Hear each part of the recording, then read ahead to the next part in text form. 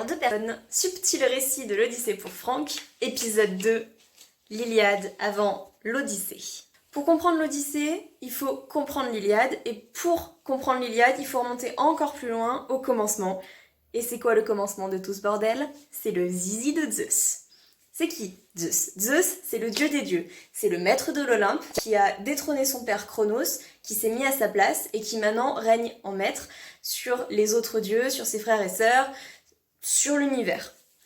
Son attribut est le foudre, pas la foudre, quand c'est lui spécifiquement c'est le foudre, et il joue souvent le rôle d'arbitre auprès alors des querelles homme-homme, Dieu, et des fois même entre homme et Dieu.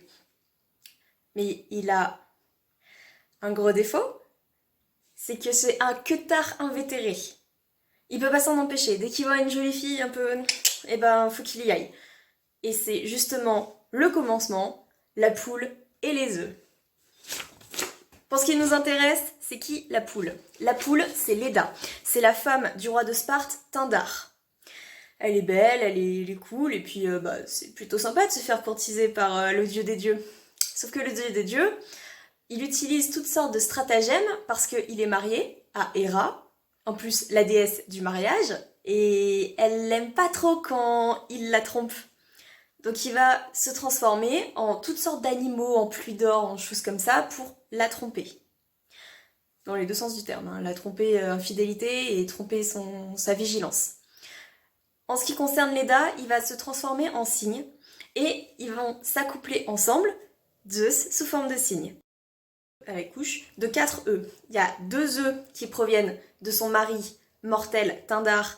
Il y a donc Castor et Clytemnestre.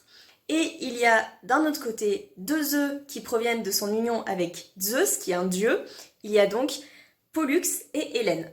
Et si ça te dit quelque chose, c'est bien les Castor et Pollux, comme les Castor et Pollux qui sont dans le ciel. Hélène, vu qu'elle est fille de Zeus, forcément, elle est super sympa. Et puis, si Zeus a quand même flashé sur sa mère, c'est qu'elle devait être pas mal cool, quoi. Donc, elle est très bien faite. Et en plus, c'est la fille du roi de Sparte. Donc, forcément, c'est pas la première pecnote du coin. Et il y a pas mal de gens qui vont la courtiser pour sa beauté, oui, mais aussi politiquement parlant. Et à ce moment-là, quand elle est en âge de se marier, en fait, c'est tous les rois, les gars des royaumes grecs qui veulent cette femme, qui veulent Hélène. Et le père, donc Pindare, enfin le père adoptif, mais le père quand même, parce que c'est pas Zeus qui va s'en occuper, hein, parce que lui, il fait ça, mais après, il est parti. Donc, Pindare, il voit que ça peut déstabiliser politiquement la région, donc il se dit, ok les gars, pardon. Vous pouvez aller courtiser ma fille Hélène, mais promettez-moi que le gars qui gagne, tous les autres, si jamais Hélène a un problème, et ben ces mecs-là qui ont perdu Hélène vont quand même rester solidaires de celui qui l'a gagnée, oui, parce que la femme est un trophée, et ils vont lui prêter secours. Et ça aura des conséquences plus tard. Finalement, celui qui la gagne, c'est Ménélas. Donc Ménélas qui sera, après Pindare, le roi de Sparte. C'est bien pratique.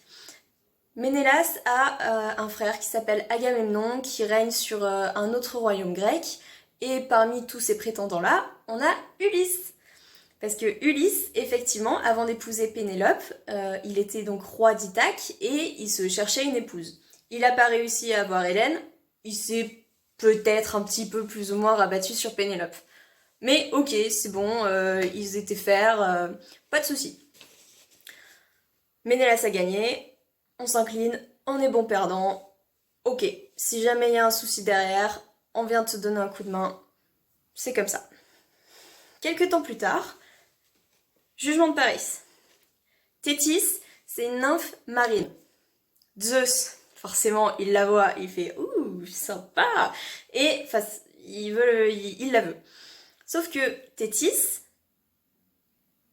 si ils consomment leur union, elle mettra au monde un enfant qui sera plus fort que Zeus. Et ça, Zeus, il veut pas. Donc ce qu'il fait, c'est qu'il réfrène ses ardeurs, pour une fois, et il la marie à un vieux mortel dégueulasse, là, qui s'appelle Pelé. Ok. À ces noces-là, les dieux sont conviés. Tous les dieux? Non, pas tous les dieux. Forcément, quand tu assistes à un mariage, t'as pas envie qu'il y ait Eris, la déesse de la discorde, qui foute la merde. Donc tu l'invites pas. Sauf que cette déesse-là, si tu l'invites pas, c'est encore pire. Et c'est ce qui se passe. C'est exactement ce qui se passe. Eris, elle débarque au mariage, elle fait « Ah, vous m'avez pas invité ?» Un peu, tu vois, comme dans La Belle au Bois dormant. « Vous m'avez pas invité, j'arrive quand même, ta ta ta ta !» Et Eris, pour se venger, elle balance une pomme d'or, une superbe pomme, où il y a écrit « À la plus belle ». Et elle se barre, comme ça, genre « Allez, faites vos jeux, je me marre. C'est ma vengeance. » Donc, dans l'assistance, tu as 3 déesses. Il y a Athéna, la déesse de la sagesse guerrière. Il y a Aphrodite, la déesse de l'amour charnel. Et Héra, donc l'épouse de Zeus, qui est la déesse du mariage, qui se disent « Je peux prétendre à cette pomme-là. » Il y a des disputes. Chacune a ses arguments. Ou d'autres arguments. Et en fait, les dieux ne veulent pas prendre parti. Hein, parce que clairement, si t'offenses Athéna au détriment d'Artémis, par exemple, ou inversement, t'es sûr que l'autre derrière, elle va te défoncer. Donc, prudent. Personne ne dit oui, c'est peut-être...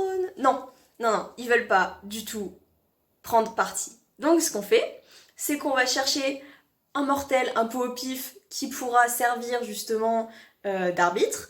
Et ça tombe sur Paris. Paris, c'est l'un des fils du roi Priam, le roi Priam, roi de Troie. Donc c'est un prince troyen, qui est plutôt sympa, plutôt beau gosse, mais bon, il a rien de particulier, quoi. C'est pas un grand guerrier ni rien. Et comme personne ne veut trancher, c'est Paris qui tranchera. Il doit décerner la pomme à la plus belle des déesses. Et les plus belles des déesses, elles vont chacune lui promettre quelque chose en échange de cette pomme-là. Il y a Héra, donc, la déesse du mariage, qui va lui proposer la souveraineté sur tous les hommes. Il y a Athéna, la déesse de la sagesse guerrière, qui va lui promettre la victoire absolue sur les champs de bataille. Et il y a Aphrodite, la déesse de l'amour charnel, qui lui offre l'amour de la plus belle femme, Hélène. Hélène. Et il fait quoi, Paris? Il choisit la femme, voilà, il choisit la femme et il donne la pomme à Artémis. Et ça va déclencher tout le bordel parce que c'est le jeu des alliances.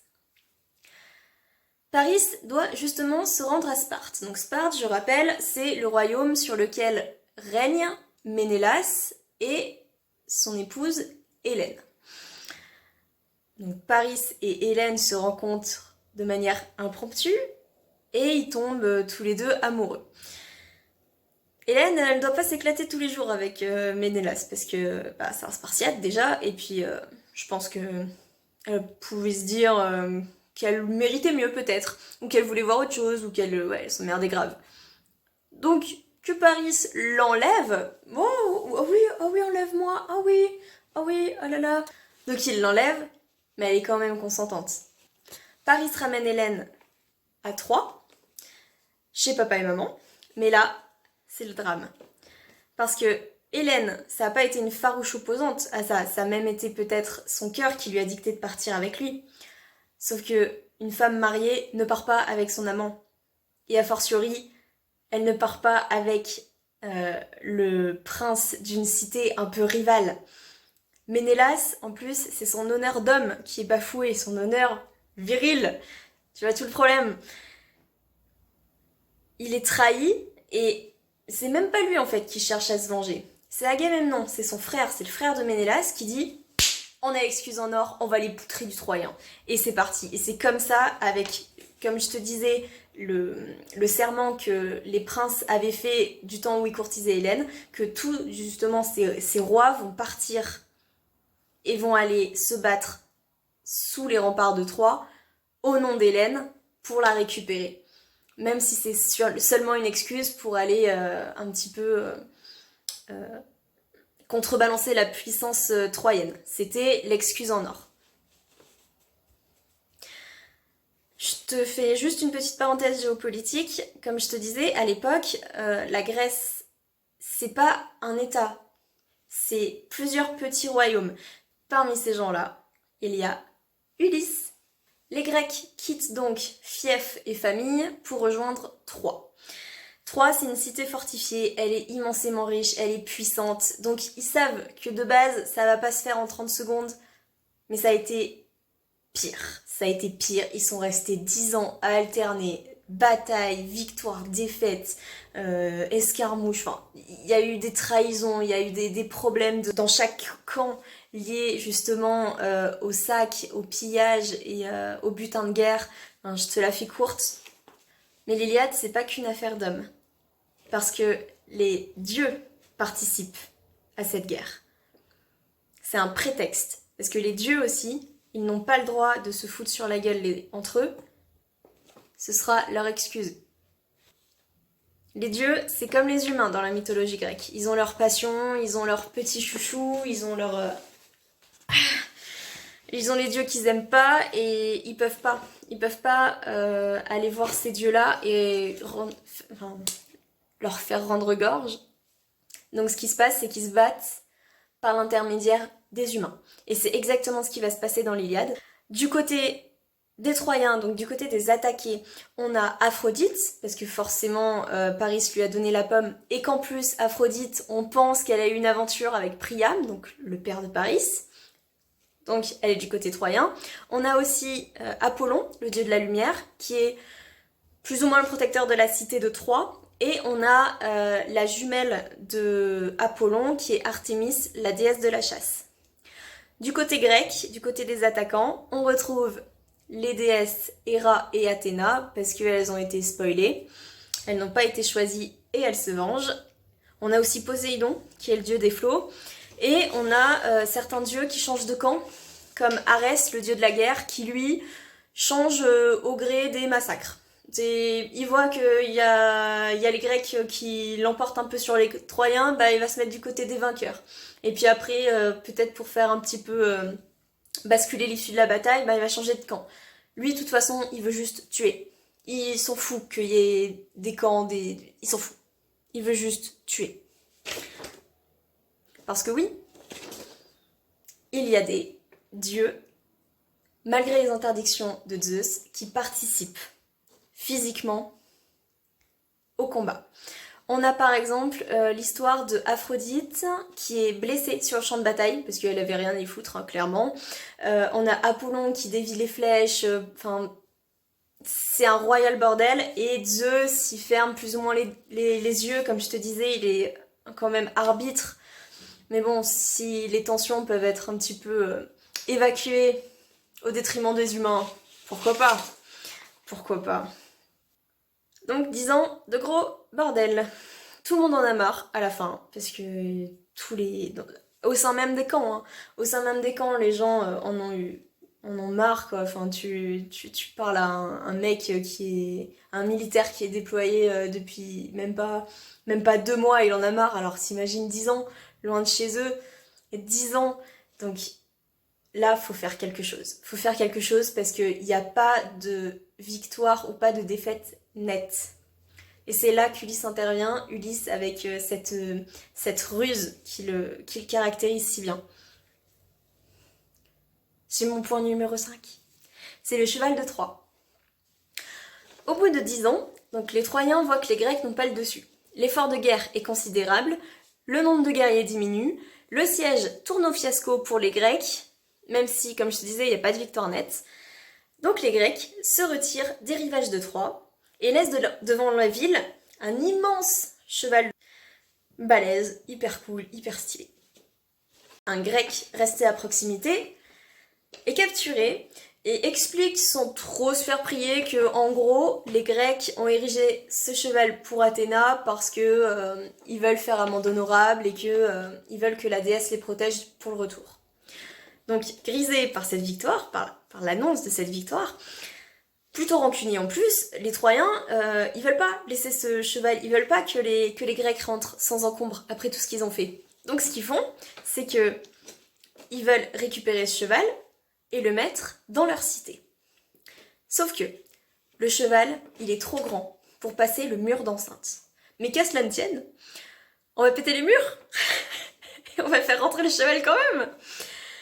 Il y a bien un gars, Laocoon, qui essaie de les dissuader. Sauf qu'à ce moment-là, il y a un énorme serpent de mer qui vient et qui vient l'étouffer. Et là, les Troyens se disent que c'est quand même un présage. Mais rappelle-toi que Poséidon, celui qui l'a sûrement envoyé, le serpent de mer, c'est un dieu qui est pour la victoire grecque. Et effectivement, tu vas voir des indices se multiplier et tu vas sentir que ça sent pas bon pour les Troyens. Mais en attendant, les Troyens, ils sont refaits, ils ont tenu bon pendant 10 ans, ils ont gagné, les méchants s'en vont. Donc, qu'est-ce qu'on fait? Eh ben on picole! Et voilà, on picole. Donc, à la nuit tombée, tout le monde est complètement mais mort pilot. Ils arrivent même plus à se traîner. C'est normal, enfin c'est normal. Ils ont survécu à 10 ans de guerre quand même. Et ils ont tenu bon. Mais là, c'est le drame. Parce qu'il y a des soldats grecs qui étaient cachés dans le ventre du cheval, qui se faufilent, qui tuent 2-3 gardes et qui ouvrent les portes de la ville aux Grecs qui étaient restés finalement cachés dans une encablure et qui reviennent et qui massacrent tout le monde, qui massacrent, qui pillent, qui violent. C'est une boucherie sans nom. C'est des carnages et c'est la chute. 3. Les Grecs, au petit matin, ils sont contents, ils ont gagné, ils se partagent le butin de guerre, donc il y a des esclaves, il y a des femmes réduites en esclavage, des enfants, il y a de l'or, il y a des richesses en tout genre, c'est un festin, quoi. Après 10 ans, la guerre est vraiment terminée, et les vrais vainqueurs, ce sont les Grecs. Les Troyens sont finis, et les Grecs peuvent enfin rentrer chez eux. Là, c'est la fin de l'Iliade. Mais tout n'est pas terminé pour les Grecs. Parce que on a, au gré de l'Odyssée, des discours qui rapportent le retour de certains rois grecs. Notamment, par exemple, Agamemnon qui s'est fait zigouiller par sa femme dès qu'il est revenu. C'est super sympa.